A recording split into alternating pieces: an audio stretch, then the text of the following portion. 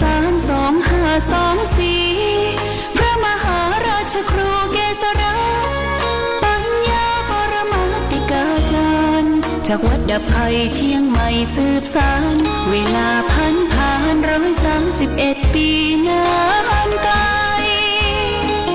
วัดพระบาทอุดมรุ่งเรืองงามตาเจ้าน้อยบุญธรรมสาขาหลวงพวงเชียงใหม่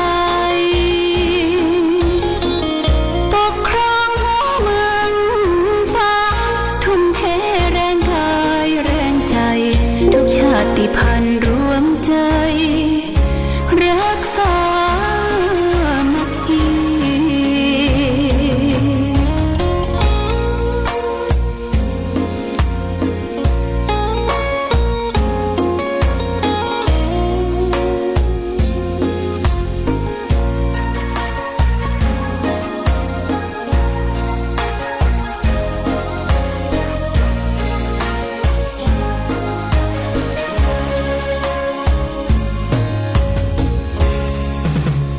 เป็นวัดร้างโบราณ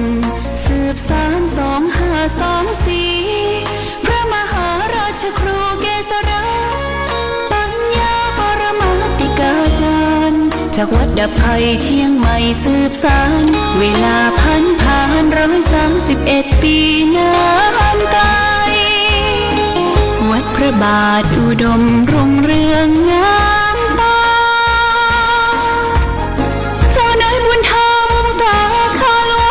เชียงใหม่ปกครองหัวเมืองฟ้าทุ่มเทแรงกายแรงใจทุกชาติพันธุ์รวมใจรักษามัคคี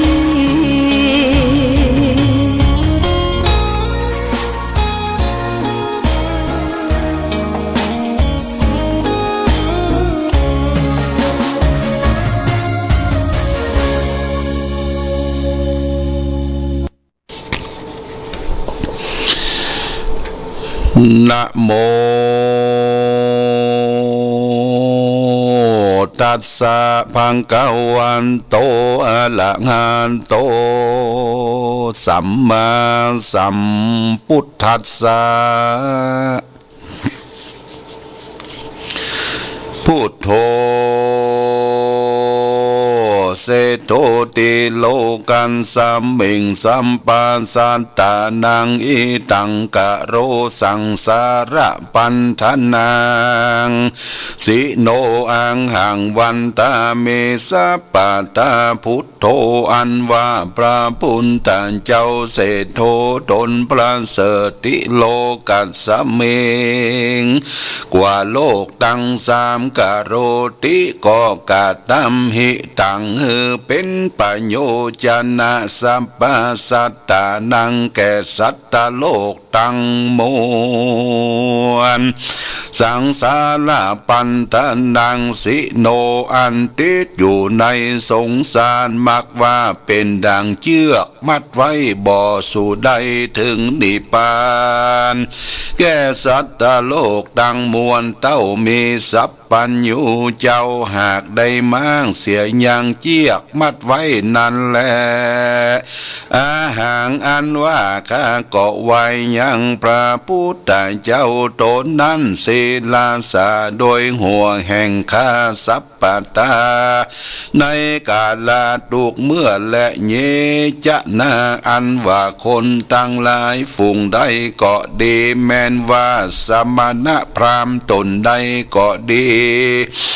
ได้เอาพระพุทธเจ้าเป็นที่จังตีเปิ้งโดยบทว่าพุทโธเสโธนี้ส่วนอันว่าข้าหัดนักบวชฝูงนั้นก็หากอยากได้พ้นจากทุกข์และโทษทั้งหลายในปัจจุบันและอนาคตอันจากมาปลายหน้าจะแล ธัมโมมหาโครัตนาติโลเกสังสารันโตปิตะตารญิรัตนังวระธัมโมอันว่าภาสัทธรรมเจ้าอันได้84,000 ขันธ์สวาคาโตพระพุทธเจ้าเทศนาดีนักมหารัตโนห่างเป็นแก้วดวงยิ่งดวงประเสริฐอาจนำเอาสัตว์โลกทั้งหลายได้พ้นจากฝั่งกรรมมหาสมุทรสากรกำนาคือว่านิพพานเจ้าอันบ่รู้เท่าบ่รู้ตายนั่นแหละโยปุกะโลกอันว่าปุกะละผู้ใดคือว่าข้าหัดนักบวชมีเต้าปัญญาเสนาอามาตย์เป็นประธานแม้นว่าเศรษฐีพ่อกาก็ดีมีใจใสศรัทธาเอาพระสัทธรรมเจ้าเป็นที่เปิงโดยบทว่ามหาโครัตโนติโลเกสังสารันโตวิวาระยังสัพพสัตตาวาสัพพมัตตังปันนามามิธัมมังมะหังอาหังอันว่าข้าวันตามิสิลาสาสัปปตาดังนี้ไปใจก็จังพ้นจากกังวลอนทลายตั้งแต่ปัจจุบันนะอันนี้และอนาคตอันจักมาไปนาตราบต่อเต่าถึงนิพพานบ่อยาจะแลสังโฆวิสุทโธวรตคินายโยสันตินทลิโยสัพพะปรปะหิโนกุเนเกงิสมาธิปันโตอนาสโวตังปนามามิสังขังสังโฆอันว่าพระสังฆเจ้าตนบริสุทธิ์โดยศีลสมาธิอันเป็นสาวกะแห่งพระพุทธเจ้าอันมีอินทรีย์หากลำดับงับแล้วโดยดีหึงหันพละต่อหน้าอันเป็นบุญเป็นกุลเพื่อสมฤทธิ์โดยอายุมันยืนยาวประกอบไปโดยเข้าของเงินคำจ้างมาค่าคนมนตรีไพรฟ้าเหลือกว่าเต้าพญาเสนาอามาตย์ในจุมปูนี้ตราบต่อเต้าถึงนิพพานแลอาหารอันว่าคานามามิก็ไว้สั่งคังยังพระสังฆเจ้าเป็นที่เปิงหาสงสัยบอดใดศิลาสาโดยหัวแห่งคาโย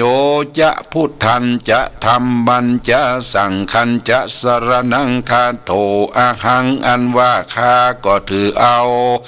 ยังพระพุทธเจ้าพระสัทธรรมเจ้าพระสังฆเจ้าเป็นที่เปิงแก่ข้าติลัตนังยังเกี้ยวตั้ง3 ฝูงนี้จงผู้ข้าทั้งหลายป้อยโปนจากทุกข์และภัยยางกังวลอนทลายต่างเตอส่วนทุกข์ไล่เข็นใจตั้งมวลขอจุงอย่าได้มีแก่อุปาสิกาทั้งหลายตั้งแต่ปัจจุบันณภวาชาติอันนี้ตราบต่อเต้ารอดนี้ละปานเดชเตอีตังโลกังอันว่าโลกอันนี้มุจิตสามิจุงปล่อยโปนยังสะปาตุกทั้งมวลแห่งข้าแดดเตพลังไปนาแต่นั้นจงโปนจากกรรมเวรด้วยดีจงมีญาติกาวงศาอันมากนักจงประกอบไปโดยมิตรสหายเย้าเลือนอันกว้างขวางประกอบไปโดยเข้าของเงินคำมากนักเตอตัสมาเหตุดังอันอหังอันว่าคาวันตามีก็ไว้ยังพระพุทธเจ้าพระธรรมเจ้าพระสังฆเจ้าทั้งหลายในกาลาทุกเมื่อและญาถาอันนละมีสันใดอหังอันว่าคาก็เขาเอายังกุลแห่งพระพุทธเจ้าพระธรรมเจ้าพระสังฆเจ้าทั้งหลายเป็นติใจ จังตีเปิงแต่ภวะจาดอันนี้ตาบต่อเต้ารอดมหาเนลปันเจ้าแลตาโตทัดแต่นั้นเล่าจงเฮอได้ยังมีชีวิตจิตใจอันคาลำเปิงเกิดใจเถิงยังพระเจ้าพระธรรมพระสังฆเจ้าทั้งหลายฝูงนี้แม้นดังลือก็จักจุงข้าประกอบไปด้วยชีวิตและกำลังอันมากนักเตอยะถาอันนั้นแหละมีสันใดส่วนอันว่าสัตตโลกตั้งหลายคือว่ายิงใจตั้งมวลอันต้วนเตียวไปมาในวัฏสงสารอยู่ใจจงมีชีวิตจิตใจยืนยาวทุกชาติอย่าขาดอย่าได้ประมาทในธรรมตั้งมวลจุงมีเตอยะถาอันนั้นแหละมีสันใดก็โดยมีแต่แลศิลาสั่งอันว่าหัวแห่งข้าอย่าได้เจ็บได้ปวดสักเตื้อสักทีจงอยู่ดีอย่าได้เป็นพญาติสักทีจงได้โป้นจากเปียที่อันมีอยู่ในหัวนั้นเตอหัตตะปาตาแมนว่าตีนและมือก็จงตั้งอยู่โดยความอย่าได้มียังเปียที่สัพพวาจาตั้งแต่ชาตินี้ตราบต่อเต้าเขาชาติไปนะจงตัดสรู้ยังธรรม84,000พันธธรรมขันธ์อันพระพุทธเจ้าหากเทศนามานั่นแลเยนะราอันว่าคนตั้งหลายฝูงได้ฟังธรรมคำสอนแห่งปฐทากัตตะอันชื่อว่าโลกบุตรดวงยิ่งดวงประเสริฐนี้ก็หากจักสมฤทธิโดยเข้าของเงินคำแก้วแหวนแสนสิ่งจ้างมาฆ่าคนอันมากนักจะแลเตจะนาอันว่าคนตั้งหลายฝูงนั้นก็จักประกอบไปโดยอริยธนะตั้ง7ประการคือว่าสัทธาทานังศีลทานังหิริทานังโอตปะทานังสุตตะทานังจาคะทานังปัญญาทานังเอตังทานังอันว่าเขาของฝูงนี้และมีแก่ปุกลาผู้ใดก็ฮักจำเริญแก่ปุกลาผู้นั้นแลโยปุกะโลอันว่าปุกลาผู้ใดคือว่ายิงใจก็ดีอัทลิโตติบ่เป็นคนทุกข์ไร้เข็นใจสักประวาจาตอันว่าปุกลาฝูงนั้นก็จางประกอบไปโดยเข้าของอันมากนักก็จางมีแลโยปุกะโลอันว่าปุกลาฝูงได้ฟังธรรมโลกาวุธินี้ก็บ่ฮอนว่าจักมีอายุอันสันอันมินสักประวาจาตแลอันว่าคนตั้งหลายฝูงนั้นกันว่าเกิดมาในปรโลกไปนะก็จักตั้งอยู่โดยสุขสวดสดีทุกเมื่อแลพระการหนึ่งตั้งแต่นั้นไปนั้นเราก็จักได้เอาตนเข้าสู่นิพพานอันเป็นสิกยิ่งอันเป็นสุขยิ่งกว่าสุขตั้งมวลลันและโยปุกะโลอันว่าปุกะลายิ่งใจขหัดนักบวชก็ดีมีใจใสศรัทธาใดแต้มเขียนทำดวงนี้โดยอันเจียใสแต่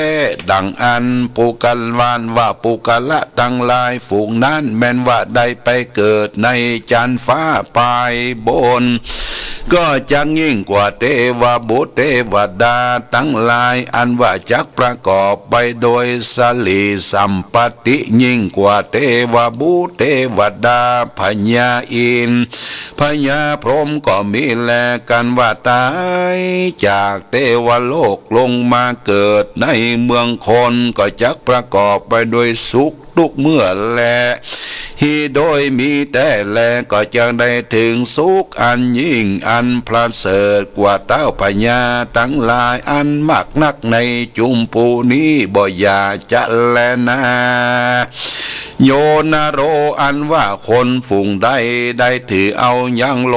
กาวุธิสูตรดวงดีเป็นตีจังตีเปิ้งโดยบทว่าพุทโธเสโธติโลกัสสมิงดังนี้ทุกคำเจ้าเอาเป็นกรรมฐานดังอันว่าคนตั้งหลายฝูงนั้นอัทาลิโตตาสิก็บ่จักเป็นข้าสติและก็ตวจักได้เป็นเจ้าแก่ต้านทุกภวะชาติจาติและวัตะโดยมีแต่แลจักเป็นดังลือและหือประกอบไปโดยสัมปันนรังสี6ประการจากเฮือต้านจมจืนยินดีแก่เรานั้นจะขออาราธนาพระพุทธเจ้าเทศนาสำแดงยังธรรมเทศนาเฮือแจ้งแก่ผู้ข้าทั้งหลายแด่เตอศรัทธาอันว่าสัพปัญโยพระพุทธเจ้าอ้างฮะก็กล่าวคาถาว่าญาติตังสุขังโลเกปัญจขังเมภวิสติสัพเปเตนะกุสเลนะมัญญังสวัมหาเสดังนี้ภิกขเวดุลาภิกขุตั้งหลายญาติตังมักว่ายังอิตังปุคโลอันว่าปุคลาผู้ใดมาใครถึงสุขในโลกนี้และปลายหน้าจริงขอเอาโดยว่าปัญจขังก็จักโป่งลงยังตนและใจแห่งข้าเพื่อเข้าสู่นิพพานอันโพ้นจากสงสารตั้งมวลกล่าวคือภัยยะในอบายตั้งสี่และภัยยะอันมีอยู่ในโลกนี้ก็ดีคือว่าภัยยะแต่โจรทั้งหลายมีเต้าพญาเสนามาศเป็นต้นคือว่ามาคุบจริงเอาเขาของเงินคำจ้างมาฆ่าคนก็ดีหากเป็นโจรจำพวกหนึ่งคือว่าโจรแต่ผีกะผีเพื่ออันมากำจัดยังชีวิตนั่นแหละจำพวกหนึ่งคือว่าโจรแต่ไฟไหม้ห่อเรือนเฮอสิผ่านนั่นแหละจำพวกหนึ่งโจรแต่ลักแต่ต่ออันไปถูกต้องนั่นแหละจำพวกหนึ่งโจรแต่เสียนแต่นานอันปักตีนปากมือฮือบวมปองเฮือลำบากนั่นแหละจำพวกหนึ่งโจรแต่โควิด19โจรแต่นักตะเลิกไปบนอันมาข่มเหงจาตานั่นแหละจำพวกหนึ่งโจรแต่เจ้าจะนบดอันจักมาข้างฮือตานั่นแหละโจรแต่คนอันมากะทำบ่ใจกรรมทำกรรมสอนพระพุทธเจ้ามาวากะทำกองอันพิษมาสอนฮือตกอวิจีนรกนั่นแลจำพวกหนึ่งโจรอันบ่ใจปุริสะผู้ดีผู้งามมักนักมักว่าอวดอ้างย่อตนว่ารู้ลวกนั่นแลที่แต่หากบรรลุสั่งสักอันเป็นอย่างอัญญทิฏฐิตั้งนายนั่นและบ่เตาแต่นั่นสิ่งเดียวคือว่าโจรแต่จางมาลายงัวควายลายหมูหมาเป็ดไก่ลายก็ดีโจรงูจักเข็บแมงป่องต่อแต่นตั้งลายตั้งหากเป็นโจรเสียงแลปุกะโลอันว่าปุกะลาผู้ใดมาใครเป็นยาพ้นจากโจรตั้งหลายฝูงกล่าวมานี้ได้จำเลินสังวาสสวัสดิ์ที่ง่ายด้วยคาถาดังนี้สัตตรัตนาสัมปันโนสมิทธามานะเตจะนะดังนี้ไปใจเตอก็หากจะแกดูโดยอายุมันยืนยาวในภาวะอันนี้และภาวะปลายหน้าตาโตเตารอดนี้หลับบานบ่อยาจะแลประกาศหนึ่งปุกละผู้ใดมาใครพ้นจากทุกข์คือได้ถึงสุขได้ชาตินี้และจากนางคือได้จำเลินกาถาอันนี้ว่าญาติตังสุขโตสุขังโลเกปัจจขังเมภวิสติญาจามิสักกะเตหิไมหังมิทาวรังดังนี้ไปใจก็ฮืออย่าฮือหลงฮือลืมเตอก็หากแกได้พ้นจากโจรตั้งหลายตั้งมวลฝุ่งนั่นแลสัจเจปุญญขยังตัสสะ ตุมหังปุญญังไม่หังหิวาสเปเตนะกุสเลนะมัญญังตัสสะตั้งหามที่เศษดังนี้แม้นว่าปูแม้นว่าผู้ใดมีบุญสมปานหากได้หอมยับมาแต่ก่อนก็บอกหอนว่าอยากได้โศกทุกสามประวัติก็จากว่าประกอบไปโดยเข้าของเงินคำจ้างมาคาคนมากนักยุต่างได้กินได้กระทำบุญไป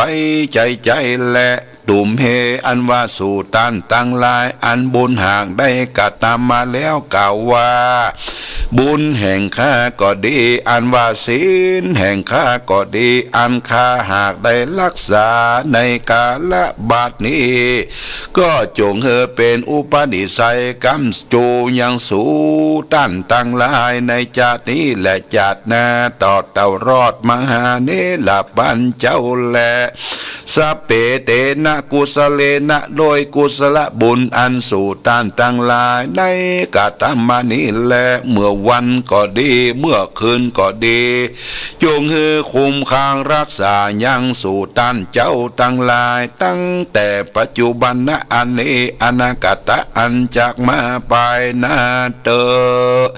เยปุญเยนะอันว่าบุญตั้งหลายอันสู่ต้านตั้งหลายได้กะทำมาแล้วก็และยังฝ่ายยังบุญนั้นจุงแต้มเขียนยังทำดวงพระเสดนี้ไว้กำจูศาสนาพระโคดมเจ้าเฮือรอดหาปันภวาสาจุงมีเตวัตะโดยมีแต่แลส่วนอันว่าตกตั้งหลายขอจุงจะได้มีแก่สู่เจ้าตั้งหลายได้ประกอบไปโดยสุขทุกภาวะจาเตอันว่าบุญอันสู่ต้านตั้งหลายได้กะทำมาเป็นตีเปิ้งโดยอันเอาแก้วตั้งสามเป็นตีจังตีเปิ้งสิ่งเดียวจึงสู่ต้านตั้งหลายได้ถึงสุขตาบเต่าเต้ารอดตีป้านเจ้าอันบ่รู้เท่าบ่รู้ตายนั่นแหละอันได้ฟังธรรมโลกาทินาเลโยนะโรอันว่าคนผู้ใดได้ฮือตานอันมากก็จักฮือด้วยดีอันนักเทวดาทั้งหลายหากกะตามสักการะปูชาทุกเมื่อก็เพื่อให้ได้ฟังธรรมดวงนี้ได้สังวาสวัสดิญาด้วยคาถาอันกล่าวมาแล้วแต่หุ่นหลังนั่นแหละกะต่างหากได้กะทำบุญแต่กะละอันได้แม้นว่าได้กะทำไว้ตีใดตีหนึ่งก็ดีเมื่อไปลูนก็หากจากโวที่จำเลินยืนยาวได้120 ขวบเขาบ่ยินอิดยินหอสักเตื้อก็มีเสียงกลมเป็นเสียงดังนกกาละเวกก็ยังประกอบไปโดยกำลังเป็นดังเมื่อมีอายุได้20 ปีด้วยเตจะบุญอันใดสร้างและได้ฟังธรรมโลกาวุธินี้กันว่าได้เป็นเต้าพญาเสวยลาจะสัมปติก็มาก็หากยิ่งกว่าเต้าพญาฝูงอันเป็นมาแล้วนั่นแหละแม้นว่าบ้านเมืองก็การกุ่งรุ่งเรืองโดยเข้าของสัมปติเต็มไปโดยบ้านน้อยเมืองใหญ่บ้านที่ตีเต็มพ่อแม่ไก่ล่าตึงการแม่นโจรมหารป่าก็จักบ่การตาล้ำกะทำร้ายโดยเตจะบุญทำดวงนี้ประเสริฐนักแลลัดทิมนี้บ้านน้อยเมืองใหญ่ติดนั่งก็จักดังอยู่เสียง5,000 ภวสาก็มีแลลาจาอันว่าเต้าพญาตนนั้นก็จักได้เสว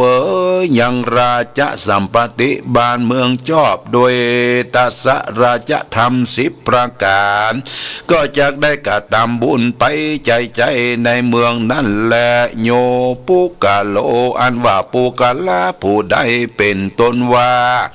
เต้าพญาเสนาอามาตตั้งปัจจานาราชและสะโคยเศรษฐีแม้นว่าสมณพราหมณ์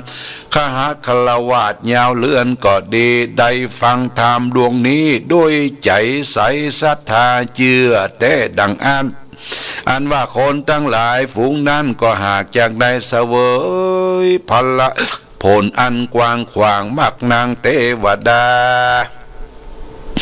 อันว่าเทวดาอินพรหมทั้งหลายจงรักษายังบ้านเมืองหอเรือนแห่งเราและท่านทั้งหลายในกาลทุกเมื่อและยะตาในกาละเมื่อใดส่วนอันว่าพระอริยเมตไตรเจ้าจักลงมาเกิดในโลกนี้ตุมเหอันว่าท่านทั้งหลายได้ฟังธรรมดวงนี้จงได้ดับเสียอย่างทุกทั้งมวลโรคภัยไข้เจ็บโรคโควิด-19ก็โดยลับลายหายไปโดยบุญอันใดฟังและได้สร้างยังโลกาโวทินี้โยนะโรอันว่าคนฝูงใดมักได้เป็นอุบาทกังวลอนตรายมักเป็นเคราะห์เป็นน้ำก็ดีจงจวนกันสร้างธรรมดวงนี้แล้วตั้งใจฟังโดยครบยามแต่ก็จะได้ฟังเอาทุกตัวอักขระพยัญชนะอย่าหลงลืมเตอก็หากจักประกอบไปโดยเข้าของเงินคำจ้างมาค่าคนและมิตรสหายมักนักเสมอดังนายอนันทะเป็นดิกะเศรษฐีและโยติกะเศรษฐีอันมีปราสาทอันแล้วโดยแก้ว7 ประการแวดล้อมยังปราสาทรอดทุกกรรมทุกไปก็บ่อาจจะกระทำร้ายนั้นและประการหนึ่งแม้ว่าปืนภาษาก็หากเกี่ยไปด้วยเกลียวผริกตั้งมวลทุกกรรมทุกปายอันหยาดใหญ่ไปด้วยต้นกัปปะรุขะก็มีเครื่องสัพพนานาอันหอยย้อยแขวนอยู่จุตนมีลำคำ4 ต้นหักตั้งอยู่แจงปราสาทหาปุกลาจากมาเปรียบเทียมบ่ใดจะแลตุมเหสู่ท่านทั้งหลายจงตักตั้งใจฟังโลกาโวทิจุเดือนปีเตธรรมโมอันว่าธรรมโลกาโวทิดวงนี้อันพระพุทธเจ้าปฏิติตาหากตั้งไว้เป็นตีจังตีเปิ้งแก่ปณสัตตั้งลายเพื่อเขาได้โป้นจากทุกได้เสวยสุขอันว่าหับตามเสียยังภัยยะกังวลอนตรายตั้งมวลบ่เต้าแต่นั้นคือว่าหับตามเสียยังโจร5 ประการ10 ประการตั้งแต่ลาจะโตเป็นเก้าตราบต่อเต้าถึงนั้นนาอุปัตวะโตนั่นแหละ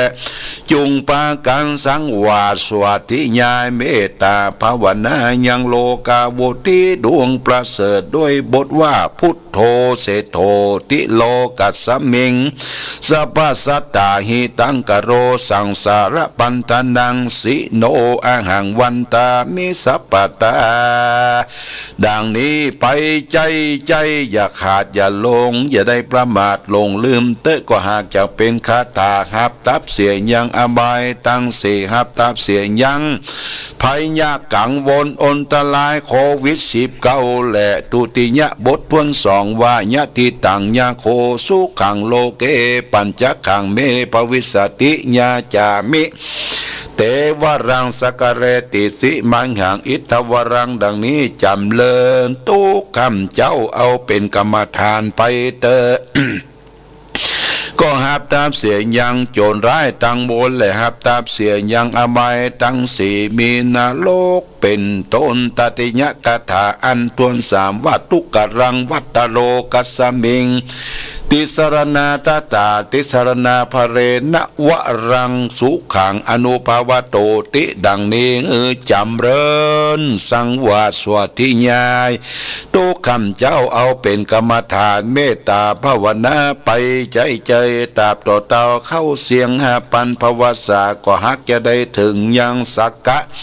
โมฆะธรรมอันยิ่งคือว่านิพพานเจ้าอันบรู้ตายคือว่ายิ่งกว่าสุขตั้งมวลและปันติโตอันว่านักผาเจ้าตั้งหลายฝูงมีปัญญามีพระพุทธเจ้าเป็นเก้าเป็นประธานเมื่อเจ้าสร้างโพธิโทติญาณตั้งมวลวันนั้นเจ้าก็บอกหันละเสียยังโลกวุสิสูตรอันนี้ก็สักภวาจาและสืบกันมากับเพื่อว่าหึงหายโพดยังสัตว์โลกตั้งมวลมักว่ากลัวสัตว์โลกตั้งลายลงหนต่างเสีย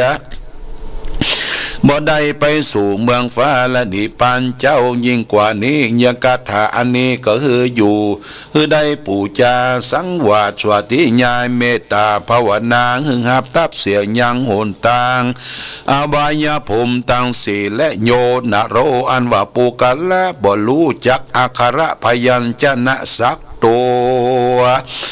มักว่าเป็นคนบ่ได้บวชในศาสนาพระพุทธเจ้ามีใจใส่ศรัทธาในเกี่ยวเจ้าสามประการ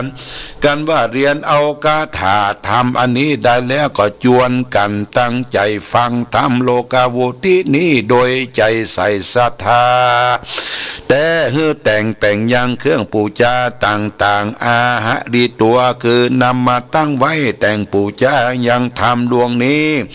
คือเจ้าตนเป็นธรรมกติกถาเทศนาหือใดต้องอักขระพยัญชนะแต่เตอแม้นว่าตายกะฝูงนั่นก็ดีหือใดตั้งใจฟังแต่ก้าวตาบต่อเต้าถึงปลายอย่าหือมีใจล่าเลยไปในที่ใดแม้นว่าอย่าหือเกิดถึงเข้าคองเงินทองจ้างมางัวควายอย่าได้ถึงการไร่การนาการเจ้าการคุณ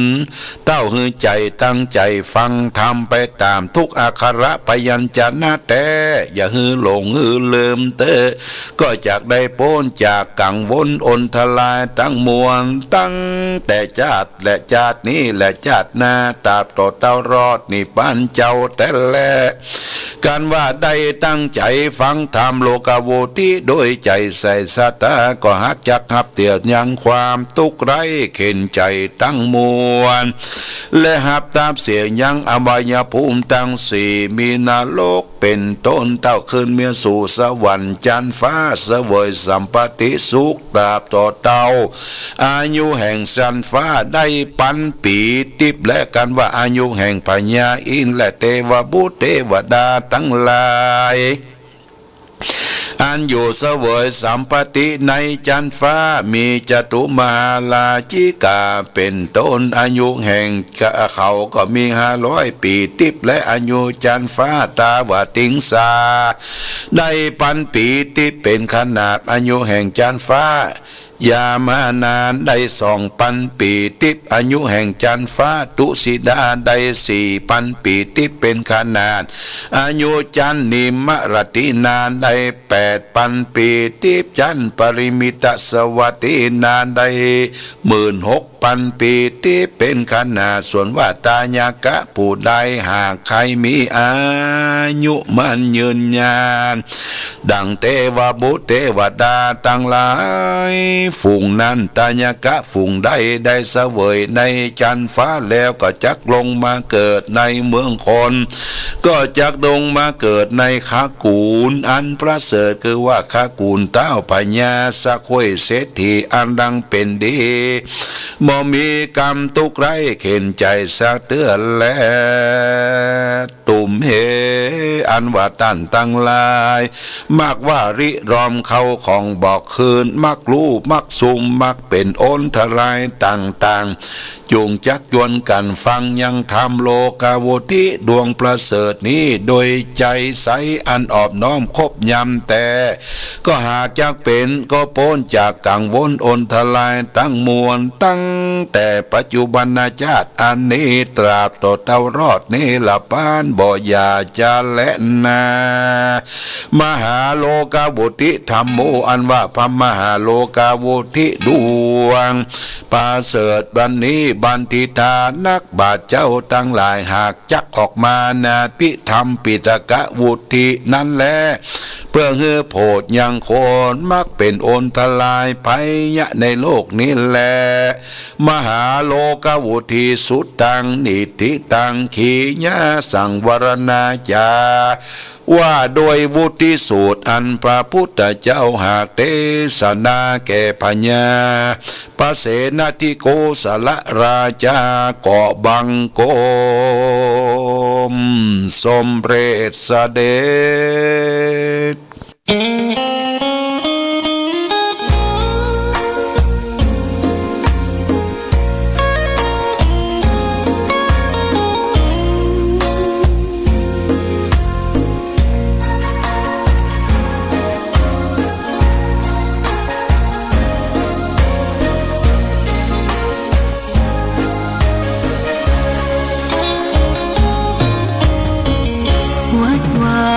รามเรืองรองท้องฟ้าสืบสานนานมาล้านนาแดนไทยวัดพระบาทอุดมน้ำบ่อสาเล่าขานกันมานานไกลศาสนายิ่งใหญ่ของชนชาวไทยพระพุทธบาทจำลองของพระสัมมาองค์พระศาสดาพุทธบูชากราบไหว้องค์พระเจ้าฝางอุดมศิลป์ผู้สร้างสรรค์มานานไกลนามอุดมก้องไปสมในชายา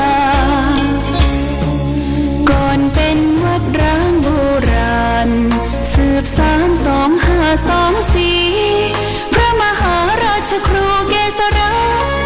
ปัญญาปรมาติกาจารย์จากวัดดับไผ่เชียงใหม่สืบสานเวลาผ่าน131 ปีนานไกลวัดพระบาทอุดมรุ่งเรืองงามตาเจ้านายบุญธรรมสาขาหลวงพวงเชียงใหม่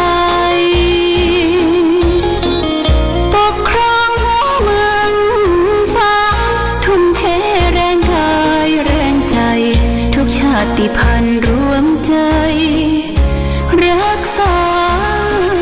มัคคี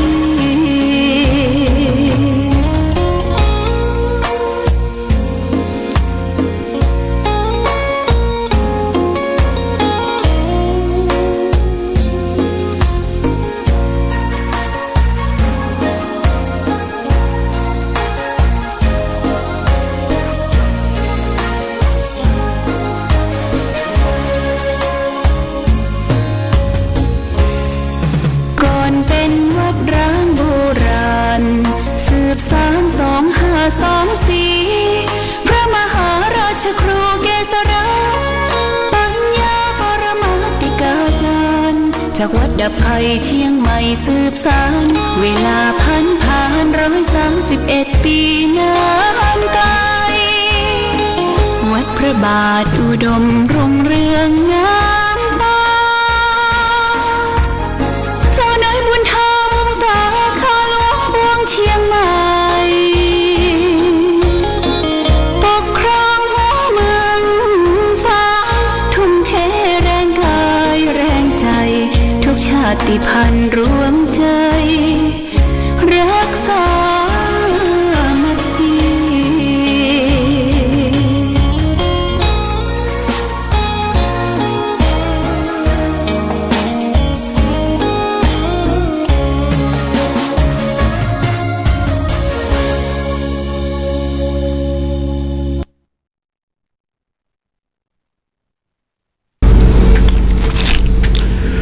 เจริญสุข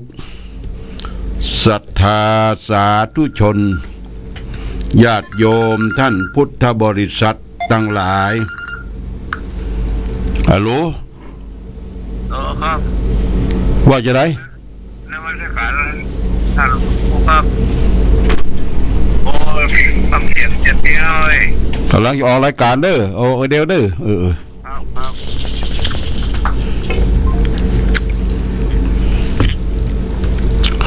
รายการธรรมะประทีปส่องต่างภาคกลางคืนก็ได้มาพบปะกับญาติโยมท่านสาธุชนทั้งหลายแห่งครั้งหนึ่งวันนี้เป็นวันศุกร์ที่27เดือนธันวาคมพุทธศักราช2567ซึ่งตรงกับเดือน3เหนือเดือนอ้ายไต้แรม12ค่ำปีมะโรงเขาได้ฟังธรรมพื้นเมืองที่ว่าธรรมโลกาบุธิได้เปิดไปเยี่ยมเยียนพ่อแม่พี่น้องศรัทธาสาธุชนได้จบลงเป็นที่เรียบร้อยต่อไปก็จะเป็นการอู้จาพบปะกัน วันนี้เป็นวันที่27แล้วญาติโยมก็นับถอยหลังแห่ง3-4 วันก็จะสิ้นเดือนสิ้นปีพุทธศักราช2567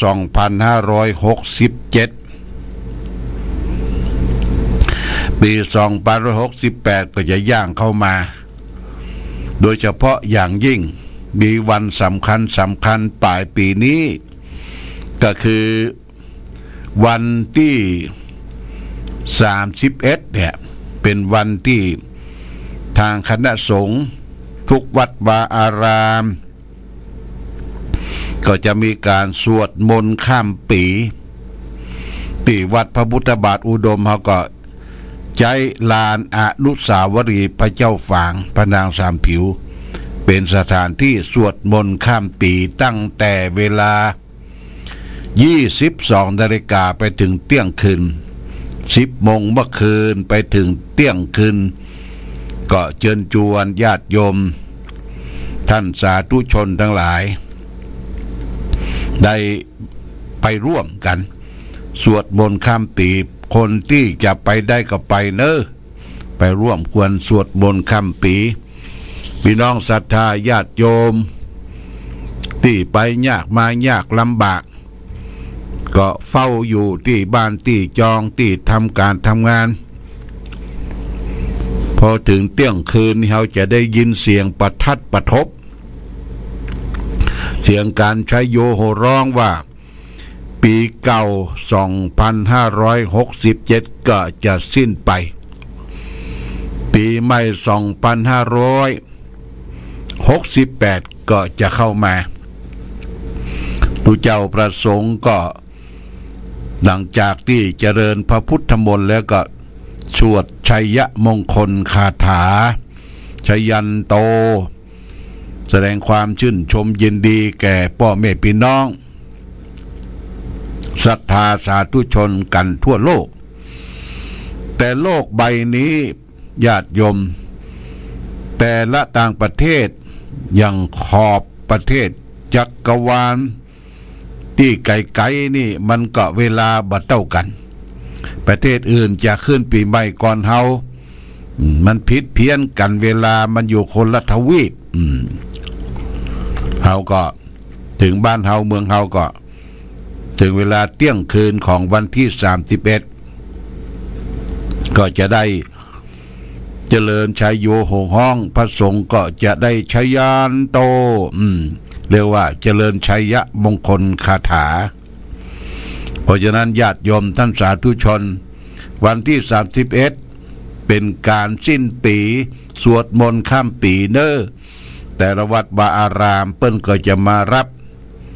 เอาไฟพระเลิกที่วัดพระพุทธบาทอุดมวันที่30เนาะวันที่30แล้วก็เอาน้ำมนต์จากส่วนกลางที่สมเด็จพระสังฆราชพระราชทานมาลงมาแก่วัดวาอารามได้ร่วมกันรับน้ำมนต์แล้วก็ไฟพระเลิกได้ไปจุดที่แต่ละตำบลแต่ละวัดวาอารามจะได้พร้อมกันเรียกว่าสวดมนต์ข้ามปีรุ่งขึ้นญาติโยมวันที่1เดือนมกราคมพุทธศักราช2568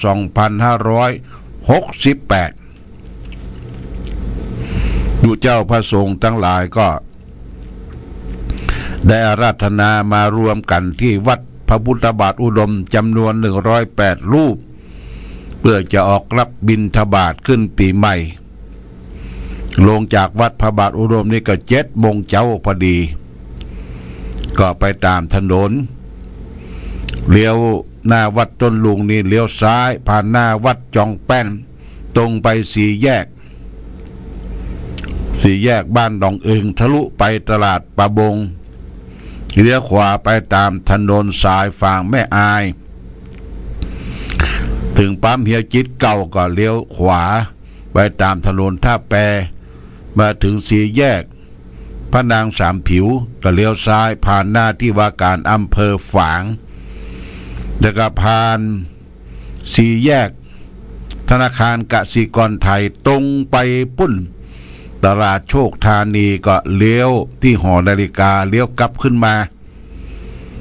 สายบิณฑบาตกลับขึ้นมาก็เลี้ยวซ้ายที่สี่แยกกสิกรไทยไปทางบ้านสวนดอกไปถึงสี่แยกสวนดอกก็เลี้ยวขวามาตามถนนสวนดอกท่านางพนามสามผิวแล้วก็เลี้ยวซ้ายขึ้นวัดพระพุทธบาทอุดมก็เชิญชวนเด้อญาติโยมท่านสาธุชนวันที่1เป็นวันที่เราร่วมโดยช่วยกันทำเป็นสิ่งที่เป็นมังคละเป็นมงคลตักบาตรขึ้นปีใหม่ด้วยข้าวสารอาหารแห้งขนมนมเนยลูกส้มของหวานข้าวสารอาหารแห้งนี่ก็มีความสำคัญมีรถประชาสัมพันธ์นำหน้ารถของพ่อหลวง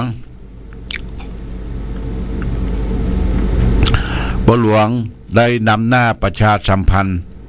ญาติโยมท่านสาธุชนทั้งหลายพ่อหลวงสัมพัทติโนแล้วรถกันหน้านั้นก็เฮาสามารถที่จะเอาปัจจัยได้ใส่สลุงใส่อย่างที่หน้ารถปัจจัยที่ได้มานั้นก็จะมาจัดงานวันเด็กแห่งครั้งหนึ่งญาติโยมพร้อมด้วยขนมนมเนยอาหารแห้งทั้งหลายจัดเป็นของรางวัลปั่นให้แก่เยาวชนในวันที่เสาร์ที่11มกราคมเป็นวันจัดวันเด็กทางคณะสงฆ์อำเภอฝางและก็พร้อมด้วยเทศบาลพร้อมด้วยองค์การบริหารส่วนตำบลเวียงและร่วมด้วยช่วยกันจัดงานวันเด็กที่ลานอนุสาวรีย์พระเจ้าฝางและก็เวทีตั้งในวัดก็เป็นเวทีตอบปัญหาธรรมะของโรงเรียนวัดพระบาทอุดมศึกษาครูบาอาจารย์ก็ได้ช่วยกันจัดหาของรางวัลปันฮื้อและก็ปัจจัยที่ได้จากการบิณฑบาตเพื่อจะได้ทำเป็นอาหารกลางวันเลี้ยงเด็กๆเยาวชนอาหารกลางวันนั้นก็คือขนมเส้นนั่นแหละญาติโยมนะขนมเส้นขนมจีน 200-300 กิโลมันจึงแบบปั้นแบบปอปดต่อลึกลักนี่นะวันเด็กนะก็ก่อนอื่นก็ขอเชิญชวนญาติโยมได้ร่วมทำบุญขึ้นปีใหม่ก่อนวันที่2เนี่ยญาติโยมนะวันที่2มกราคมซึ่งเป็นวันพฤหัสบดีวันนั้นก็จะมีการสืบชะตาหลวงเด้อญาติโยมสืบชะตาหลวงขึ้นปีใหม่ไทยณที่ศาลาพุทธบริษัทของวัดพระพุทธบาทอุดมทางทิศเหนืออุโบสถนี่เหนือวิหารก็พร้อมเพรียงกันญาติโยมทางวัดก็ได้จัดแต่งซองพิมพ์ซองนี้มีความสำคัญเพราะเราจะได้เขียนชื่อเขียนนามลงในซองนั้นเป็นวันเดือนปีเกิดเดือนไหนวันหยังอายุไขได้เท่าใดก็ใส่ไปตามอายุไขเฮาจุนชื่อ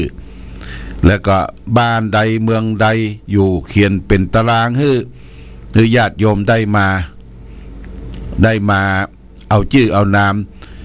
ามทั้งหมดที่เขียนอยู่ในซองนั้นเปิ้นจะได้มารวมอยู่ในโขงชะตาโขงชะตาหลวงนะพระเจ้าประสงค์จำนวน27รูปญาติโยม27รูปจะได้มารวมกันเจริญพุทธมนต์ในวันที่2ณที่ศาลาพุทธบริษัทของวัดพระพุทธบาทอุดมวันนั้นก็จะมีการเทศธรรมเมืองนึ่งผูกเทศธรรมเมืองสืบชะตานึ่งผูกโดยหลวงพ่อพระครูอรุณธรรมโสภิตที่ปรึกษาเจ้าคณะอำเภอฝางวัดปทุมวาสหนองบัวชื่อว่าทำใจยะมงคล7ประการใจยะมงคล7ประการเทศทุกปีนะญาติโยมนะเวลาเรามีการ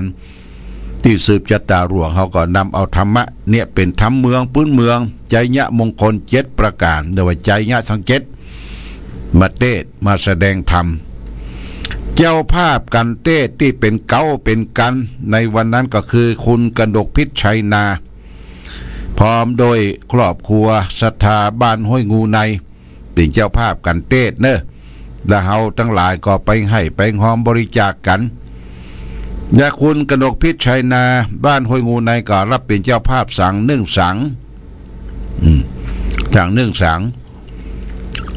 ละ 1,000 บาทและก็ได้จองเตียนไว้เตียนมงคลรัดไว้10 ชุด10 ชุดก็ 3,000 บาทนี่จองไว้เตียนนี่เพิ่นจะมีเตียนอยู่เตรียมไว้108 ชุดญาติโยมนะจะต้องเอาเข้าพิธีก่อนมีเตียนลดเคราะห์สืบชะตารับโชคแล้วไผก็มีมาจองก็จองกันได้แน่ชุดละ99 บาทนะญาติโยมนอกจากนั้นเจ้าภาพที่เป็นเจ้าภาพสังฆทานทานที่แจ้งจำนงประสงค์มาแล้วก็คือแม่อุ่นแม่ละพรวงเมธาบ้านสวนดอก1 ชุด1,000 บาทคุณวัฒนาพรกิติกุลเจ๊แดงหลังโลตัสฝาง1 ชุด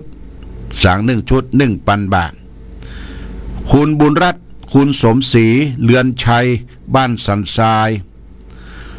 สั่ง1 ชุด 1,000 บาทแล้วก็จองเตียนไว้3 ชุด3 ชุดก็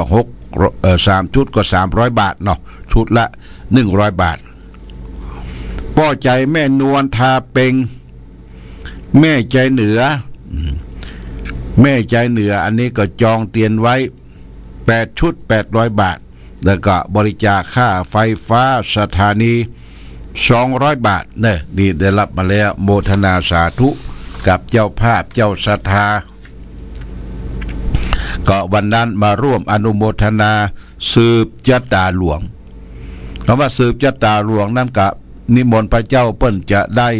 เจริญพระพุทธมนต์บทธรรมจักรกับปวัตนสูตรเป็นบทสำคัญทำให้เฮาทั้งหลายได้ประสบความสำเร็จในกิจการงานทุกอย่างเป็นธรรมที่สำคัญมากบทธรรมจักรกับปวัตนสูตรเนี่ยเชิญชวนเด้อญาติโยมมาร่วมสืบชะตาในวันที่2 มีนาคมพุทธศักราช2568 อันนี้ก็เชิญชวนสาธุชนญาติโยมมีรายการอู้จ๋าฝากข่าวบุญข่าวกุศลคือแก่ศรัทธาญาติโยมท่านสาธุชนทั้งหลายเพื่อให้ได้รับทราบรับรู้และอนุโมทนาวันนี้ได้มาพบก่อนจะได้ทำน้ำมนต์ก็จะได้นำสาระธรรมคำสอนมาฝากเป็นข้อคิดสะกิดเตือนใจแก่ญาติโยมท่านสาธุชนที่จะได้น้อมนำไปประพฤติปฏิบัติในชีวิตประจำวันของเราทั้งหลายชีวิตประจำวันนั้นมันมีขึ้นมีลงลงและอย่างใดที่จะให้เฮาเจริญรุ่งเรืองในชีวิตของเฮาในปีใหม่วันนี้จะเอาธรรมะที่เราเข้าใจเป็นข้อนำมาฝากเป็นข้อคิดเป็นอริยทรัพย์นะญาติโยมอริยทรัพย์เป็นอริยะเป็นทรัพย์ที่ประเสริฐ7 ประการมาฝากส่งท้ายปีเก่าต้อนรับปีใหม่คือแก่ญาติโยมท่านสาธุชนทั้งหลายอริยทรัพย์7คือทรัพย์ที่เป็นคุณความดีที่มีในสันดานอย่างประเสริฐเรียกว่าอริยทรัพย์มี7 อย่างก็คือนะญาติโยมจำไว้เป็นข้อเน้ออริยทรัพย์เนี่ย1ศรัทธาเชื่อสิ่งที่ควรเชื่อความเชื่อนั้นมี2 อย่างก็คือเชื่อโดยได้ติตองเหตุผลโดยท่องแท้แล้วถึงเชื่อและเชื่อโดยไม่ได้ติตองเหตุผลศรัทธาเป็นอริยทรัพย์หมายเอาศรัทธาที่ได้ติตองเหตุผลมาแล้วพิจารณาแล้วถึงเชื่อนี่เป็นข้อที่1อริยทรัพย์ข้อที่2ศีลรักษากายวาจาให้เรียบร้อยนี่เป็นอริยทรัพย์เป็นทรัพย์ภายในเป็นทรัพย์ที่ประเสริฐศีลก็มี2 อย่างคืออาคาริยศีลศีล 5ศีล 8 กรรมบท10ศีลของคฤหัสถ์อนาคาริยศีลก็คือศีล227ของบรรพชิตของนักบวชหิริความละอายแก่ใจต่อบาปโอตปะความเกรงกลัวต่อการกระทำบาปนี่เข้าในลักษณะของศีลศีลนะศีลแปลว่าปกติรักษากายวาจาศีลที่เราจะต้องรักษาศีลเป็นเหตุเป็นอริยทรัพย์ข้อที่2เนี่ยรักษากายวาจาให้เรียบร้อยต่อไปทรัพย์ข้อที่3ที่ควรแสวงไว้ในใจที่ได้ใจในปีใหม่ต่อไปก็คือหิริความละอายต่อบาปทุจริตทั้งปวงหิริความละอายต่อบาปทุจริตทั้งปวงทุจริตคือทางชั่วชั่วทางกายวาจาและใจแต่ต้องมีหิริมีความละอายเป็นฐานเบื้องต้นอริยทรัพย์ข้อที่4คือโอตัปปะสะดุ้งกลัวต่อบาปทุจริตทั้งปวงบ่กล้าทำบาปทั้งต่อหน้าและรับหลังคนเราต้องมีโอตัปปะสะดุ้งกลัวถ้ามีข้อนี้ก็มีอริยทรัพย์ข้อที่4อริยทรัพย์ข้อต่อไปก็คือพาหุสัจจะความเป็นคนได้ยินได้ฟังมากคือทรงจำธรรมและรู้ศิลปะวิทยาการมากพหุสัจจะนี่คือการมั่นสดับรับฟังเปิ้นเทศเปิ้นแสดงธรรมทางวิทยุได้หาเอาหลักธรรมมาอ่านมาศึกษาเนี่ยเป็นพหุสัจจะเป็นการศึกษาเป็นอริยทรัพย์ข้อที่5อริยทรัพย์ข้อที่6สัจจาคะสละให้ปันสิ่งของตนแก่คนที่ควรให้ปันการฮือตานการสละสิ่งของตนเองฮือปันแก่คนอื่นบุคคลที่ควรฮือปันอย่างญาติโยมเอามาช่วยกันส่งเสริมเยาวชนอย่างวันเด็กวันอย่างต่างๆนี่ก็บริจาคให้หอมเป็นขนมนมเนยเป็นอย่างต่างๆเลี้ยงดูเด็กเยาวชนนะแล้วก็จาคะช่วยเหลือเฟื้อฟ้าแก่บุคคลที่ทุพพลภาพห้อยเปียเสียแขนเสียองค์การคณะช่วยตัวเองบ่ได้คนเฒ่าคนไข้ติดเตียงช่วยเหลือเฟื้อฟ้าอนุเคราะห์สงเคราะห์แก่ผู้เฒ่าผู้แก่พ่อแม่ศรัทธาที่ช่วยเหลือตัวเองบ่ได้เฮาก็สงเคราะห์จาคะแบ่งปันความสุขของเฮาที่มีอยู่ให้แก่เปิ้นต่อไปเฮาก็จะได้ความสุขเป็นผลสะท้อนย้อนมาสุดท้ายอริยทรัพย์ข้อสุดท้ายคือปัญญารอบรู้ในสิ่งที่เป็นประโยชน์และไม่เป็นประโยชน์นะญาติโยมมีปัญญานี่เป็นสิ่งสำคัญเฮาฮู้ทั้งบุญทั้งบาปฮู้สิ่งที่เป็นประโยชน์และไม่เป็นประโยชน์ต้องรอบรู้ญาติโยมรอบรู้มีปัญญาเหมือนมีทรัพย์อยู่นับแสนมีปัญญาและทรัพย์อื่นไม่คลาดแคลน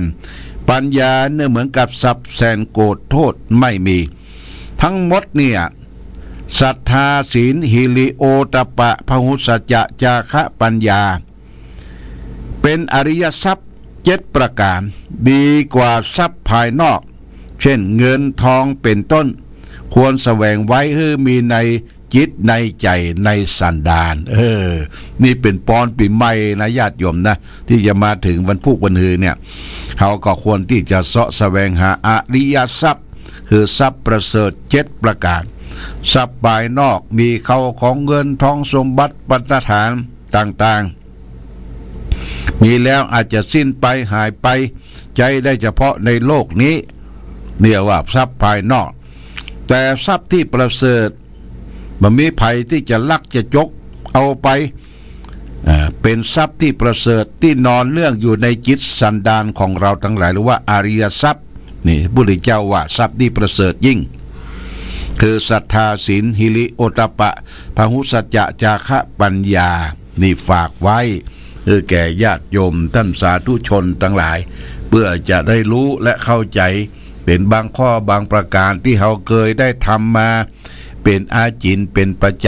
ำเช่นว่าการรักษาศีลก็ตามมีศรัทธาความเชื่อในพระพุทธพระธรรมพระสงฆ์เชื่อกรรมของตนเองที่ได้สร้างสมได้กระทำว่ามีผลของกรรมนั้น เนี่ยอันนี้เป็นอริยทรัพย์ทั้งสิ้นควรที่จะเสาะแสวงหาสู่ในจิตสันดานของเราที่จะมีความสุขทางโลกนี้และภพหน้าอริยทรัพย์เนี่ยปัจจปาเป็นทรัพย์สมบัติไปถึงโลกหน้าไปหน้าโดยอย่างนี้เป็นต้นเอาละญาติโยมท่านสาธุชนขณะนี้เวลา21:10 นาทีหลวงพ่อก็จะได้นำน้ำมนต์หรือว่าพระพุทธมนต์มาแจกจ่ายปันให้แก่ศรัทธาญาติโยมไปสู่บ้านสู่จองเป็นสิริมงคลเป็นธรรมะเป็นพระสูตรในสมัยครั้งพระสัมมาสัมพุทธเจ้าได้โปรดสัตว์เวนยสัตว์ทั้งหลายที่ทุกข์ยากลำบากเป็นมงคลอย่างยิ่งที่รับน้ำพระพุทธมนต์สู่บ้านสู่จองญาติโยมก็เตรียมเตรียมขวดใส่น้ำเตรียมได้ขาวเอาไปเควียนพระพุทธรูปไว้ฐานพระพุทธรูปแล้วก็โยงมาที่วิทยุแล้วก็โยงมาที่ขวดน้ำเป็นสายเป็นเชื้อที่จะได้นำน้ำพระพุทธมนต์ไปไว้สงไว้อาบไปสักการะบูชาก็จะเป็นมิ่งมงคลแก่ตนแก่ตัวแก่ศรัทธาญาติโยมครอบครัวทุกท่านเพื่อให้มีความสุขปราศจากสรรพทุกข์โรคภัยทั้งหลายทั้งปวงเอาละจะได้เจริญเทวบุตรเทวดาเข้าบ้านเข้าจองเคหสถานบ้านช่องสถานที่ทำการทำงานเพื่อให้เฮาได้อยู่เย็นเป็นสุขมีความเจริญรุ่งเรืองในวาระโอกาสจะขึ้นปีใหม่2568นี้ก็จะเจริญเทพบุตรเทวดาเข้าบ้านก่อนเด้อปริตูวนาเมตังสเมตาพตันตาอวิคิตาจิตาปริตังพนันตุสักเคกาเมจะรูเปคิลิสิคาลตาเตจันตริเควิมาเนทิเปลาเทจะคาเมตรวนาคาเนเคหะวัตุเมเขเตภุมมาจยันตุเทวาชลทลาวิสเมยักขะคันทัพนากาติตันตาสันติเกยังมุนิลวจานังสาทะโวเมสุนันตุธรรมสวนาการโรอายัมพัตันตาธรรมสวนาการโรอายัมพัตันตาธรรมสวนาการโรอายัมพัตันตานะโมตัสสะภะคะวะโตอะระหะโตสัมมาสัมพุทธัสสะนะโมตัสสะภะคะวะโตอะระหะโตสัมมาสัมพุทธัสสะนะโมตัสสะภะคะวะโตอะระหะโต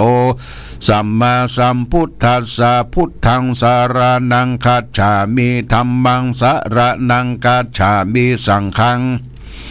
สารนังคัจฉามิตุติยัมปิพุทธังสารนังคัจฉามิตุติยัมปิธัมมังสารนังคัจฉามิตุติยัมปิสังฆังสารนังคัจฉามิตติยัมปิพุทธังสารนังคัจฉามิตติยัมปิธัมมังสารนังคัจฉามิตติยัมปิสังฆังสารนังคัจฉา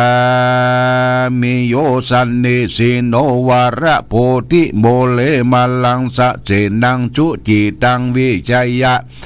สัมโพธิมาคันจิอานันตัญญาโนโลกุตตโมตังปนามามิพุทธังเยจาพุทธาอาติตาจะเยจาพุทธาอนาคาตาปัญจุปันนาจะเยพุทธาอังหังวันตามิสัพปตาอิติปิโสภังกาวาอารังหังสัมมาสัมพุทโธวิชาจารณะสัมปันโนสุขาโตโลกาวิทูวานุตตโรปุริสธรรมสารทิสัทธาเทวมนุสสานังพุทโธภะคะวะติพุทธังชีวิตังยาวะนิพพานังสารนังคัจฉามินัตถิเมสารนังอัญญังโพ พุทโธเมสารนังวะรังเอเตนะชัจจวัชเชนะหนตุเมชัยยะมังการังอุตตมังเกงะวันเตหังปาทาปังสุงวโรตตมังพุทเทโยชาลีโตโทโสพุทโธขมาตุตังมังอัตถังคีโกอาริยะปะโท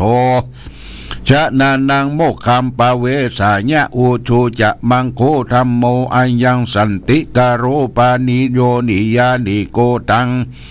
ปานามามิธัมมังเยจะธัมมาอาติตาจะเยจะธัมมาอนาคาตาปัญจุปันนาจะเยธัมมาอาหังวันตามิสัพพทาสวากขาโตภกวาตาธัมโมสันติติโกวาการิโกเอหิปัสสิโกโอปันนายิโกปัจจตังเวทิตาภูวิญโยหิติธัมมังชีวิตังยาวะนิปานังสารนังคาฉามินัตถิเมสารนังอัญญังธัมโมเมสารนังวรังเอเตนะสัจจวัชเชนะหนตุเมชัยยะมังการังอุตตมังเกงะวันเตงังธัมมันจะตุวิตังวรังธัมเมโยชาลีโตโตโสธัมโมคัมมาตุตังมังสังโฆวิสุทโธวรตะคินายโยสันตินทะริโยสัพปะระปะหิโนกุเนเกหิสมาธิปัตโตอนาสโวตังปนามามิสังฆังเยจะสังฆาอาติตาจะเยจะสังฆาอนาคาตาปัญจุปันนาจะเยสังฆาหังวันตามิสัพพตาสุปฏิปันโนภะคะวะโตสาวกสังโฆโอชุปฏิปันโนภะคะวะโตสาวกสังโฆยายะปฏิปันโนภะคะวะโตสาวกสังโฆสามิจิปฏิปันโนภะคะวะโตสาวกสังโฆยาติตังจัตตาริปุริสยุคานิอัฏฐปุริสปุคลาเอสะภะคะวะโตสาวกสังโฆอาหุนายโยปะหุนายโยทักขินายโยอัญชริการะนิโยอนุตตรังปุญญาเกตังโลกัสสติสังฆังชีวิตังยาวะนิปานังสารนังคัจฉามินัตถิเมสารนังอัญญังสังโฆเมสารนังวรังเอเตนะสัจจวัชเชนะหนตุเมชัยยะมังการังอุตตมังเคงาวันเตหังสังกัญจาทุวิตุตตมังสังเคโยชาลีโตโทโสสังโฆขมาตุตังมังอิเจวะมัตตันตันนามัสสะมานังรัน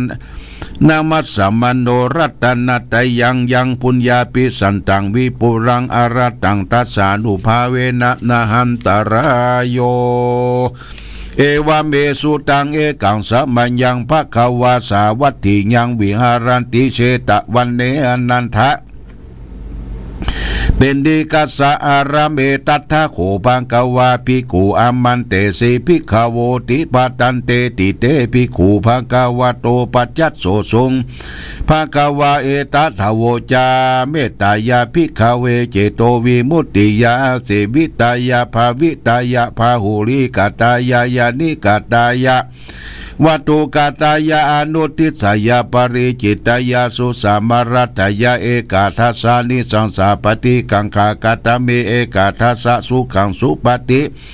สุขังปฏิปุชตินาปาปะกังสุปินังปัสสติมนุสานังปิโยโหติอมนุสานังปิโยโหติเทวตารักขันตินาสะอาคิวา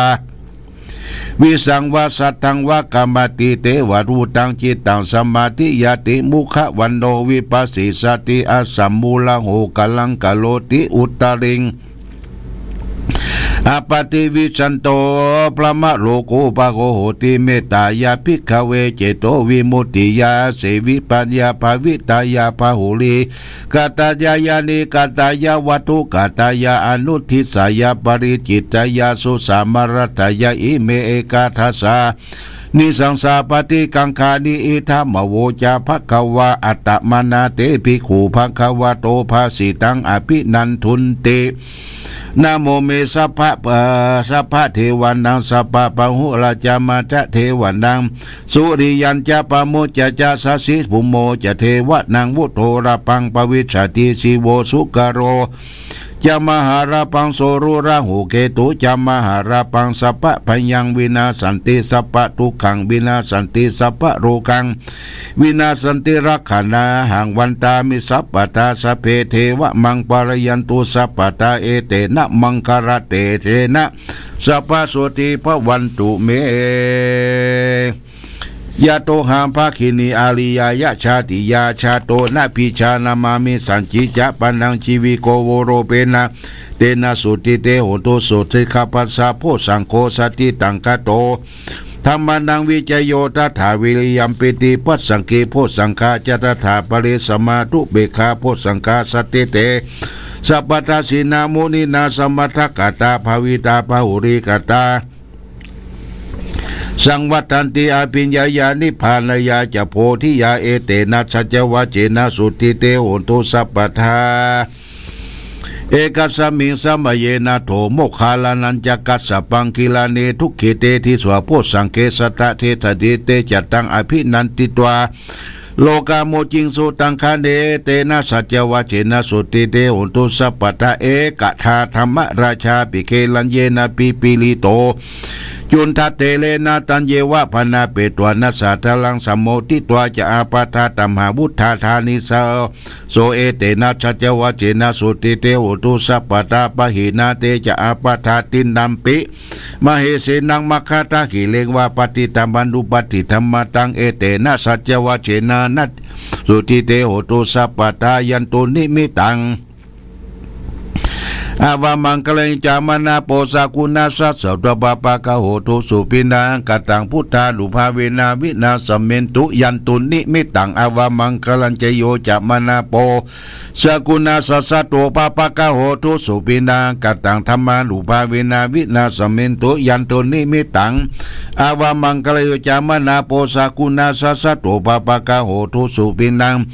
กันตังสังฆานุภาเวนาวินาสเมนตุมหาการุณิโกนาโตอิตายะสัพพปานินังปุเรตวา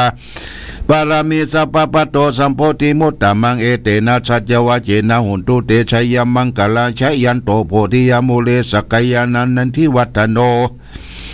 เอวันตวังวิชโยวิชยสุสยมังกะเลอปัลลชิตตปัลลังเกสิเสปตวิบุคเลอภิเสเกสัพพปุทานังอาคัปปโต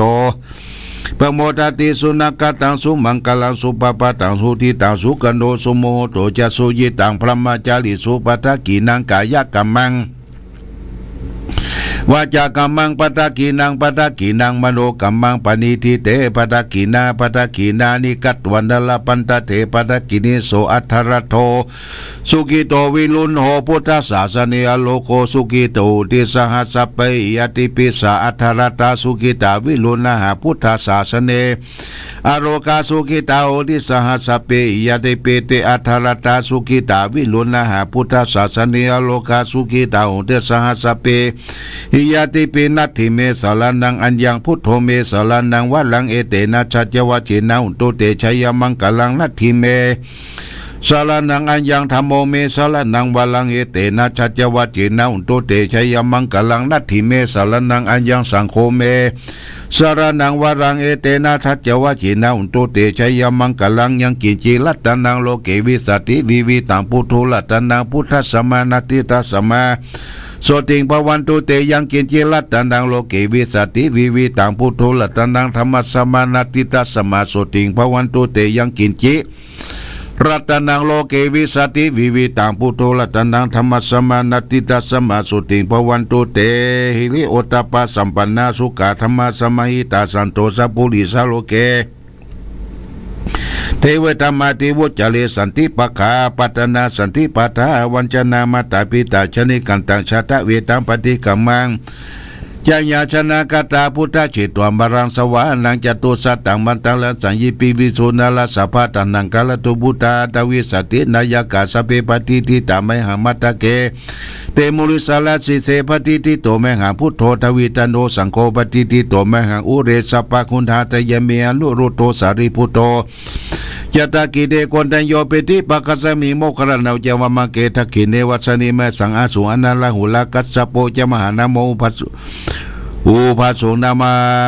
มาโสตะเลเตสันเตปิติปะกะสมินสุริโยปะปังกะโลนิสินโดสิลิสัมปันโนโสภิโตมุนิมุงกะโมกุลมะกัสสะโพเทโลมหิสิตวัตตะโกโสมหังวัตตานินิจามปฏิตานิคุณาปัญโยปุญโยอังคุลิมาโลจะอุบารินันทสิวลีเมปัญจมหาเถรานาลเตติมามาเสตสิทธิสิเตมหาเถราชิตาวันตาชินโนลตาสันตาจิลาเตเจนะอังคามังเกตุสันติตาลัตนาปุระตัวสักกินียเมตตาสุดากันทัสสะกัมปัจจตัวสิวะเมยังคุลิมาลกังกันตัมวรปาริกันตาตาจิงะสุดากังกเสทัสินาสินาเสนาพลังกันสินาสินางมลังภาษายุเตธรรมปะกลางเทวสัตโตเมสกะเจนะสัมมาสัมพุทธะละมันจะเลวตาปิตาชิตตาไปเลสตาตุปัตตวาเสถาวินายังยันโตอนันตุกนันติสนะปัญชลาเมวิมาลังแตงมหิตาเลสัทธาบรินโตมังสะเปเตมหาปุริสัสสะปายเจวเมกะโตระโคสุระโคพุทธานุภาเวนะชิตุปัตตโวธรรมานุภาเวนะชิลสังโฆสังขานุภาเวนะชิตันตรายโยจารามิธรรมานุภาวะปริโตติจายาปันตละปันตกระฐานิติตาอติอุณาจาวิจโยธรรมโรเกอนุตตโรสัพพสัตตาหิตตายะตันตวังขันหิเทวเรวเจลจักขันเตอมนุสกินาภยเกเปเกนะเสวิเตปุเตอกัสสมะมรณะมุตโตตะเปโตะกามจาริตันตเสวานุภาเวนะหุนตุเทวสุขิตัสสะสุทัสสิลังสมัตยะธรรมสุจริตันจเลตัสเสวาอนุภาเวนะหุนตุเทวสุขิตตาลิกิตังทิฏฐังภูทังทลนังวจนังกุลุงปลินทังเทสนาตุโตสัจจายุปวัตติสกตัวพุทธรัตนังสกตัวธรรมรัตนังสกตัวสังฆรัตนังโอสตังอุตมังวรังหิตังเทวมนุสันนังพุทธเตเสนาโสตินานาสันตุปัตตวาสเปตุขาสเปปัญญาสเปโลกาวุปัสสมินตุเตเพสัจยังเทวมนุสันนังกตุกันติเตตังละสังอัมบิลังละวัจเจวสัพพยติวินาสันตุเอกตาวิติจตุปัญจสัตถตินันตถายวัตุกาวินาตันตุชีวิทันนันตตันตุเตชีวิทันนันตตันสัจจาอายุวันนังสุขังพลังชีวิทันนันุภาเวนะหุตุเทวสุขิตตาชีวิทันนันจะโยธาตังอุสตังอุตมังวรังสลีลังทุกขังนาเสติเพสัจจันทนามุตตมันตัสสมะกะยากะยังนิจยังสัพพะยานังปุญญาณิปะละโลกัสสมิปฏิตาโหติปะตินังอิมินาชีวิตตินาตุมังกังกิงภวิสติติกายุกัสสตาอุโตสุขิตาอุโตสัพพทายโยโสทัตตาติสกจังศิลวันติตุตติตุนานาทนังวรังตัตวชีวิทานังมหาปรังเอวังมหิติกาเอสยติตังปุญญาสัมปตาตัสสมาธิลาปัสสังตติปันติตากตาปุญญาติอติอุณาจาวิจโยนิติโตอธิโลกิศีลาคุโนสัจจังสุริยุตยาเตนะสัจเจนะกหามิสัจจกริมนุตลังอวจิตัวธรรมะพลังชลิตัวบุภเกเสเนสัจจปรมวสายาสัจจกริยสันติภกาปัตนาสันติปตาอวัญชนามาตาปิตาชนิกันตังชาตาเวตาปฏิกรรมสหสัจเจชเตมหังมหาปัจฉลิโตสิขีวัชเชสิโสลสะกาลิสานิอุทกังปัตตวยถาสิกิสัจเจนะเมสโมนัตติเอสาเมสัจจะปรมิติภวันตุสัพพมังกลังลักตุสัพปเทวตาสัพพพุทธานุภาเวนะสัตตาโสติงภวันตุเตภวันตุสัพพมังกลังลักขันตุสัพปเทวตาสัพพธรรมานุภาเวนะสัตตาโสติงภวันตุเตภวันตุสัพพมังกลังละขันตุสัพพเทวตาสัพพสังฆานุภาเวนะสัตตาโสติงภวันตุเตทุกขปัตตาจเนทุกขาปยปัตตาจเนปยโสกปัตตาจเนโสกาหุตุสัพเพปิปานิโนเอตาวตาจามิสัพพตังปุญญาสัพพตังสัพเพเทวนามันตุสัพพสัมปติสิยาธนาธนันตุสัทธายาสีลังละขันตุสัพพทาภาวนาปิรันตาโหนตุขัจฉันโตเทวตาคตาสัพเพปุตตาปรปัตตาปัจเจกันลังยังภาระอรหันตานันเจเทนะละขังพันธามิสัพพโตสุโขพุทธานังอุปโตสุขัสสะธรรมเทศนาสุขัสสังคัสสะสัมมัคคีสัมมัคคันตังตโปสุโขคติโยเสโตสเนตัสสมิเยโคตมติก ติโยวิชาจารณะสัมปันโนโสเสโตเทวมนุเสติวัตปาติอาทิโตลัตติมาจันติมาสันนโตคติโยตปาติสยิตปาติพรหมโนอัฏสปะโหลตังพุทโธตปาติเตสะสะอโรคญาปรมาราภาสันตุติปรมังทานังวิสาสาปรมายาตินิปานังปรมังสุขังจบญาติโยมท่านสาธุชนธรรมะตลอดถึงได้นำพระสูตรมาแสดงสวดมนต์เจริญพุทธมนต์สู่บ้านสู่จองเคหสถานบ้านจ้องของพ่อแม่พี่น้องทางตายก็เหลือเวลาน้อยนิดก็ต้องขอบคุณอนุโมทนาเพราะว่า9:40เนี่ยเปิ้นก็จะปิดสถานีนะญาติโยมนะเปิ้นปิดลูกส่วนกลางมาพุ่นดอยหล่อปิดพบมันก็ปิดเลยเอาละไผจะอู้จะจาทักทาปราศัยในช่วงนี้แจ้งผลการรับฟังมาเป็นจะได้ชัดเจนจะได้อยู่ที่ไหนก็เชิญชวนเด้อโทรศัพท์มาอู้จาทักทาปราศัยมาละสันโกงมาละสันโกงอเลินพรหลวงพ่อว่าจะได้โอ้ชัดเจนนี่ขนาดเนี่ยชัดเจนเนาะครับเจนเลยได้น้ำมนต์อย่างเรียบร้อยแล้วครับโอเคเด้อวันดีเด้อเจริญพรอยู่ดีมีสุขญาติโยมสันโกงอาสาต่อไปไผจะอู้จะจ๋า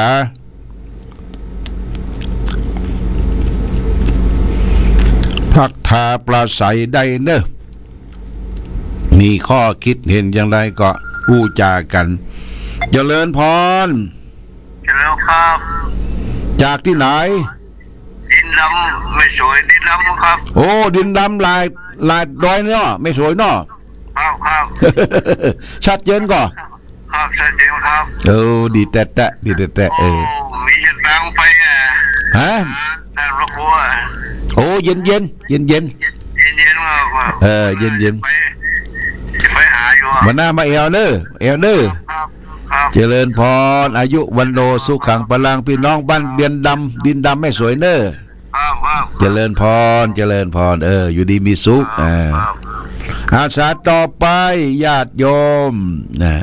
พี่น้องบ้านดินดำแม่สวยโทรบอกว่าโอ้ฟังชัดเจนฮัลโหลแม่อุ้ยอินเสมิงฮับได้ก็ภาษาเจ้าแม่อุ้ยฟังแม่ฟังเรดิโอโอ้ชัดเจนเหรอโอ้ดีแต่เนาะสวัสดีปีใหม่นะจ๊ะสวัสดีปีใหม่เนอะอยู่ดีปีสุขเช่นเดียวกันอยู่ให้ได้ศรัทธาได้ไหว้ได้สาโอ้100 ขวบเข้าวะเนาะเจริญพรแม่อุ้ยอินเสมิงสาต่อไปญาติโยมเสมิงเปิ้นก็ฮับได้เนอะเปิ้นฟังต่อไปปุ้นบ้านโฮกละปูนมาละเจริญพรแม่สายทองกับไอ้หลวงพ่อฟังเจ้าล่ะเจ้ามาแล้วน้ำมนต์ก่อนได้แล้วนะได้หมดแล้วเนาะเจ้าดีละวันศุกร์ตอนน้ำก็ไปต้อยเลยดีแต่เด้ออยู่ดีไม่สูงแน่สวัสดีปีใหม่เนอะแม่สายทองเด้อมันกระดูกโค้งว่ะไปโรงพยาบาลก็เป็นยักษ์ไปบำบัดเจ้าดีละก้อยหายก้อยปองหายเนอะปีใหม่นี่หายไปหมดไปเสี่ยงสวัสดีเนอะสวัสดีปีใหม่เจริญพรอาสายต่อไปแหมสัก2 สาย2 สายบ้านโฮกละปูนกันมาละเสมิงกันมาละอะโลแม่สลาดแจ้ซ้อนโอดโทหลวงพ่อเจ้าชัดเจนก่อบ้านเฮาบุญเจ้าชัดเจนดีเจ้าไอ้ยังก็ได้หมดแล้วกะเจ้ามาขาดยังเนาะเจ้าขาดยังเจ้าอยู่ดีมีสุขนะไม่สลาดเด้อหลวงพ่อเจ้าขาดไปว่าญาติอยู่ว่าหลวงพ่อว่าเจ้าน่ะไอ้ยังญาติเนี่ยเดี๋ยวมันเป็นกอกมาบักกอกได้ล่ะเจ้าได้แล้วยาบหันนะเจ้ายาไม่ลืมปัจจัยลืมไปใส่ ลืมมาใส่วันหลังก็ส่งไปเนอะ เจ้า อย่ามองบ่ได้ว่าอย่าเอาอย่ามองใส่ไปตัวลืมไปลืมไปเลย เจ้าเจ้า เป็นยังวันหน้าจะส่งไป เจ้า อายุวันโดสุขังพลังเนอะแม่สลัดเนอะ เจ้าสาธุเจ้า สายสุดท้ายญาติโยมสายสุดท้ายไผจะโทรเจริญพร พิสาหลวงพ่อครับ โอ้จากที่ไหน นี่พ่อนานประสิทธิ์วันนาแดงนาน้อยจากวันนานครับ โกดโทจัดไก่เนาะ ชอบฟังอยู่ตลอดครับเป็น โอ้ดีแต่ป้อนานหยังพ่อนานหยัง พ่อนานประสิทธิ์ครับ ป้อนานประเสริฐบ้านนาน้อยเมืองนั่นโอ้ ชอบนานนะครับสตาร์วิดีโอนะครับในวันถุงได้วัน โอ้บ้านทุ่ง นาน้อยครั โอ้ดีละเด้อ ในน้ำของมันนั่นกาลูนี้ อย่าดูนีเนาะ เราขับอย่างชัดเจนเลย ชัดเจนเนาะป้อนานเนาะ ครับ โอ้อยู่ดีมีสุขนะป้อนานเด้อ กำลังใจอันหลวงพ่อได้ โอ้ดีเป็นล่มโพล่มไซของลูกของหลานเด้อของเป็นหลวงพ่อหลวงไซแค่ปอกไปเอากระดูกกระหลัง ได้อายุวันโดสุขังพลังเนอะพนาเด้อ สาธุข้าพเสือภาคนี้ได้รู้ ได้เจริญพร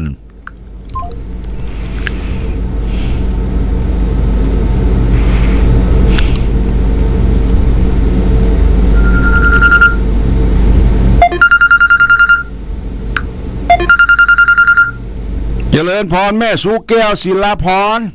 เจ้าแก่ไว้สาเจ้าหลวงพ่อ โอ้ ได้ฟังธรรมนั่งไว้ทำตัวจนจบ ดีแต่โดยเอาไฟมาเขียนตรวจจืดจัดด่า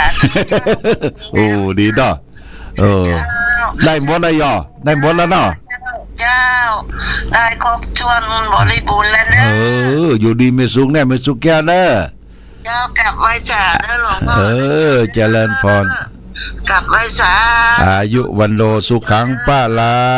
ง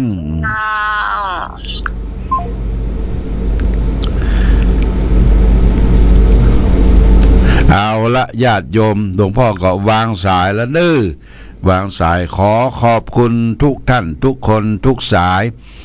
ท่านผู้ฟังทั้งหลายอยู่ใกล้อยู่ไกลอยู่หิมอยู่ในอำเภอต่างจังหวัดก็ขออำนวยอวยชัยทุกท่านเน้อได้อยู่ดีมีสุขมีโชคมีใจแฮปปี้นิวเยียร์ขึ้นปีใหม่ปีมะเสงงูเร็ก2568เน้อตั้งอกตั้งใจจิตใจเบิกบานแจ่มใสในวันขึ้นปีใหม่เน้ออายุวันโนสุขังพระรัง